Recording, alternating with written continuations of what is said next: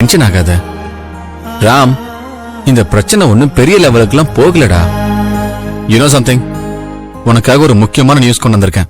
இது இங்க வா. நீ விஷயத்த சொல்லு. சார், நீங்க ஒரு பொண்ணை இப்ப பார்த்து பேசுனீங்கல்ல, அந்த பொண்ணோட வண்டியை தான் நாம அன்னைக்கு இடிச்சிட்டோம் சார். வாட்? ஆமா சார், இந்த பொண்ணு தான் சார். இவங்கள தான் சார் போலீஸ் ஸ்டேஷனுக்கு அலைய விட்டுக்கிட்டு இருக்கோம் சார். இந்த விஷயத்த நான் அங்கேயே உங்ககிட்ட சொல்லலாம்னு இருந்தேன், ஆனா நீங்க ரொம்ப கோவமா இருந்தீங்க. ஏய் விக்ரம், இதெல்லாம் எப்படா நடக்கும்? How is it possible? Ram, உன் விஷயத்துல என்ன வேணா நடக்கும்டா. ஏய், இதெல்லாம் ஒரு கோ இன்சிடென்ட்ஸ்டா.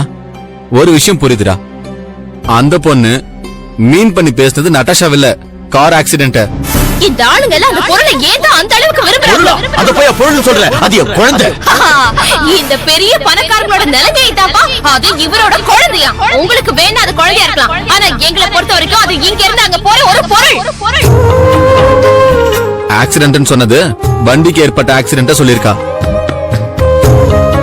இந்த ஊர்ல இந்த மாதிரி சின்ன சின்ன ஆக்சிடென்ட் எல்லாம் ரொம்ப சாதாரணமா நடக்கும். அந்த சின்ன விஷயத்துக்காக இவ்வளவு பெரிய பிரச்சனை பண்ணுவாங்க. ரொம்ப பெரிய பிரச்சனை பண்ணிட்டீங்க. புரிஞ்சுதா? என்ன